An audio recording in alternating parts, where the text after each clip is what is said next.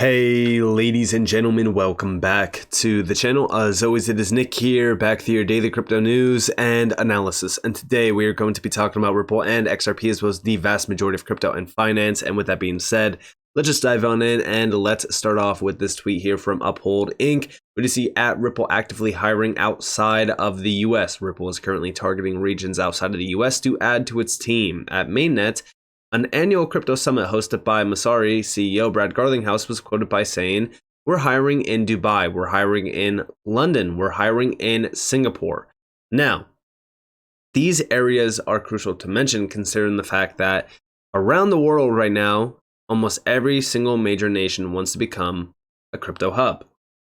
We know the UK wants to be one, we know the UAE wants to be one, and we also know that around Hong Kong, Singapore, a lot of these areas, they are all becoming major drivers of crypto adoption. They all have their goals set on becoming hubs for crypto adoption and also even innovation. Beyond this, right, we know that Ripple as a company sees the value in that, and they want to seize the moment.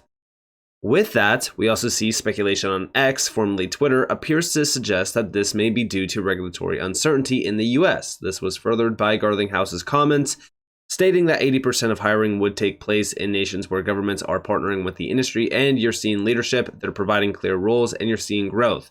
I honestly see this as the fact that Ripple sees growth opportunity outside of the US, and they also realize that, listen, the US is not the end all be all.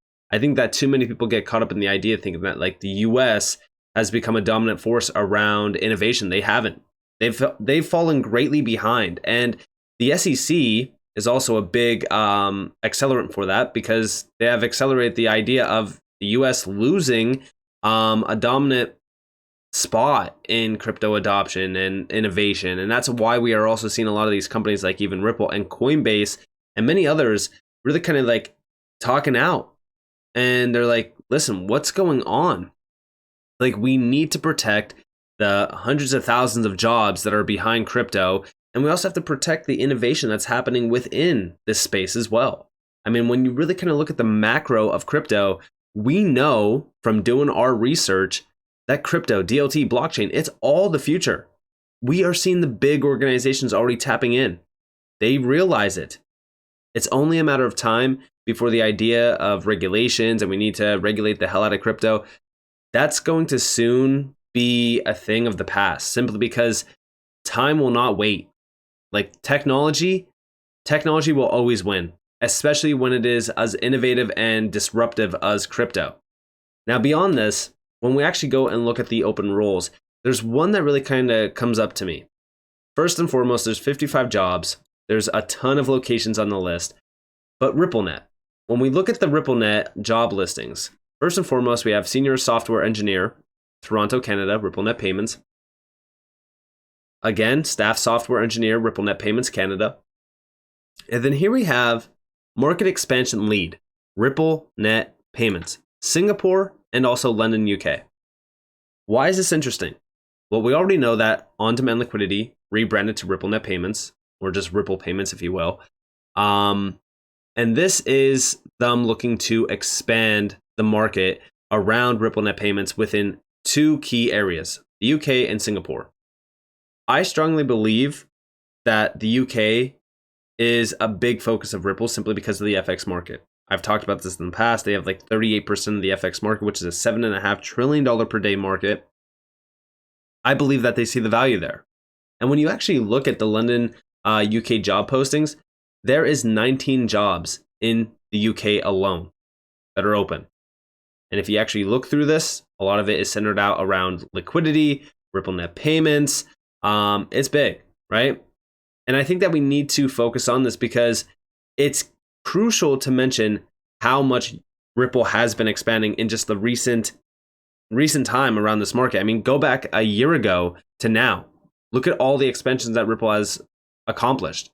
And again, I'm not tying this to XRP because XRP and Ripple, they're completely different.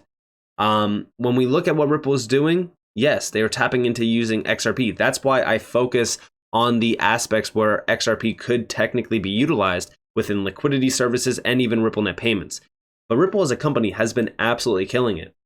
Outside of this, yes, XRP has been a key piece of the puzzle. Here we have Ripple Senior VP Brooks Entwistle, shout out to Ingrid for this video, announces ongoing and future projects for Ripple and also even XRP. This is from September 29th. We have Palau, Montenegro, Colombia, Hong Kong dollar, new project, CBDCs, real estate, private equity, new project as well. Check this out. It's about 3 minutes long, but there's a ton of gems within this being dropped. Let me give you two other areas we haven't talked about that we see real opportunity and we're building businesses around at Ripple, which are natural in some ways extensions of what we learned and have built on the payment side, but also in their own way kind of new and in some cases, very hot opportunities and stuff that is being talked about a lot with you all and in the press.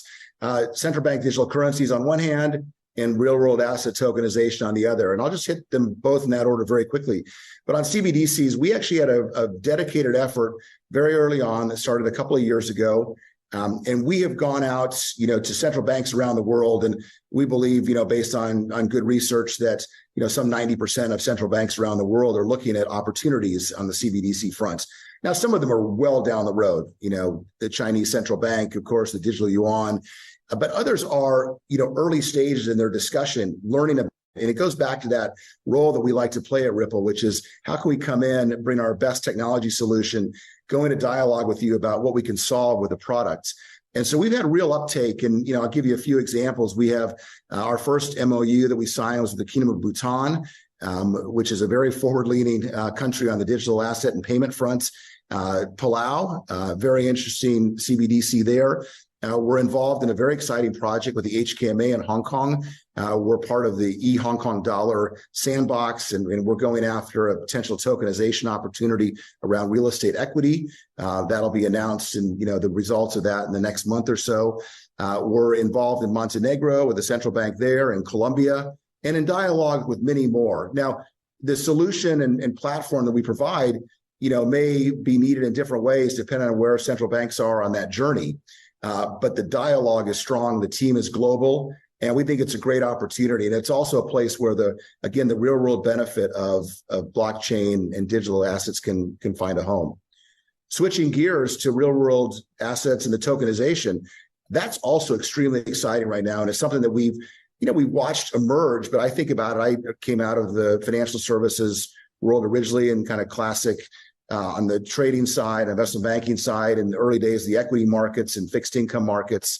And you think about some of the opportunities in those markets now around the world to tokenize financial assets, corporate bonds, the settlement of which is extremely onerous and takes forever. The notion of tokenizing financial products in those markets is very exciting. The private equity business, also really interesting. And you've seen great firms like KKR or Hamilton Lane or others do this with new funds where they actually tokenize a share of the actual fund itself, opening up to new classes of investors. Also very interesting and efficient on the secondary sale of private equity side. And so I think we're just getting started there. And that goes without even touching real estate, where we're deeply involved in Hong Kong, as we mentioned. But the tokenization of real estate or equity on real estate is really exciting. And, I've always talked about tokenization of real estate. I think that's going to be a big driver, especially around value on chain, simply because, listen, that is a $300 trillion plus asset class globally. That is massive. Now, mix that in with everything else here, and you have a recipe for incredible demand around these services. Now, tokenization, we already know that Ripple is tapping into the XRP ledger around tokenization. This is what gets me very excited. Listen, when you have exposure to the XRP ledger with XRP, with Ripple, that's a big deal to me because that's value.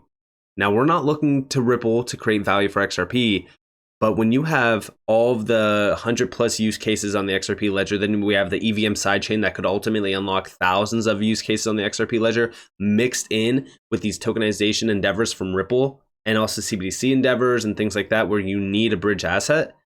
That gets me very excited. And we have seen massive growth on the payment side of things around XRP as well. I mean, it truly is a recipe for incredible growth, like I've said.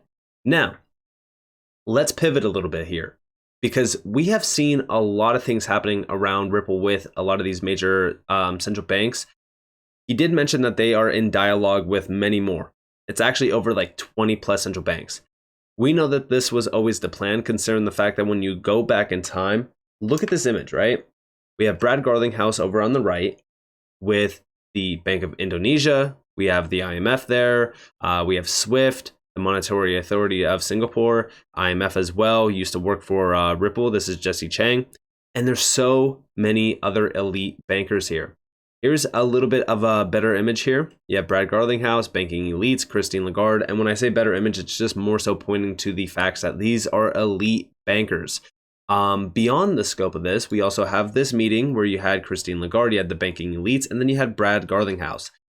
Ripple has been, like I've said, entrenched within the elite banking sector forever with all of the major leaders around this.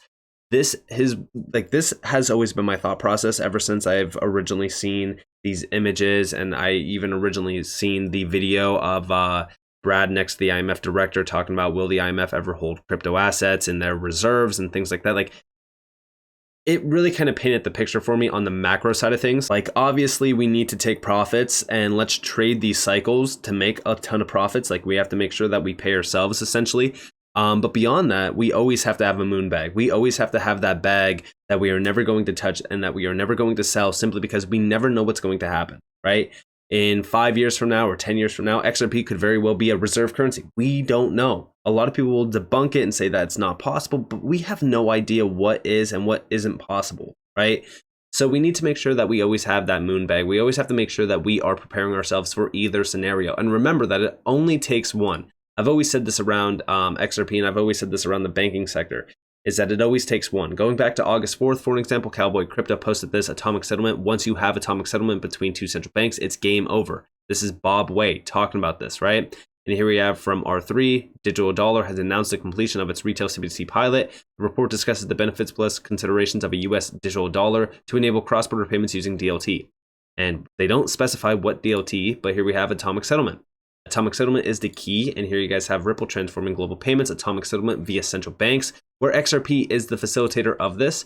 And again, atomic settlement, once you have atomic settlement between two central banks, it's game over. And this is Bob Way, which was a previous Ripple employee. I said I keep echoing what Bob Way has said about atomic settlement and how it's the game over scenario. We are getting so close, and when it happens, it will be too late. Keep talking about XRP hovering around 60 cents. Keep talking about how it will never be, worth $1 plus again. I'll keep stacking. The future is extremely bright, and soon every single central bank will be utilizing blockchain and DLT. Now, all we need to do is be patient and wait for the last stage to begin. And listen, I do think that we are getting closer. Every single day that passes, we are getting closer to that end game scenario. And even this video from 2014 is a great one. I seen this come up on my timeline, got posted by Edward Farina. And we see XRP is set to connect all payments worldwide.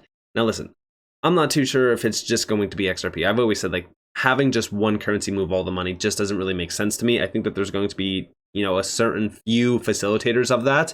But we do see Chris Larson, 2014, explains how Ripple's deployment and strategy will work. We do see if you can connect one bank on ACH in the US to one bank on SEPA in the EU, you have effectively connected all the banks on those two networks, because this is essentially atomic settlement, right? Like, all it really does take is one completion around this.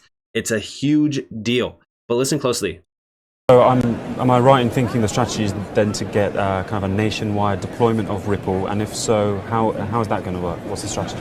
Yeah, so the strategy really is now first try to get a bank in each of the key regions of the world. Because if you can connect one bank on ACH in the US to one bank on SEPA in Europe, you have effectively connected all of the banks on those two networks. So you really get a multiplier effect. Now we have this Fedor out of Germany on SEPA, and we have now these two US banks on ACH. Now we got to work on China, we got to work in South America, India, and really continue to spread it and get to some of the bank networks. So definitely getting banks as gateways to bring currencies onto the platform is very important. And then along with that, bringing market makers to make markets between those currencies, cross currencies. We've already been pretty successful there. We have about 7 institutional market makers already. Now it's really kind of filling it up with banks. And this was 2014, mind you, right?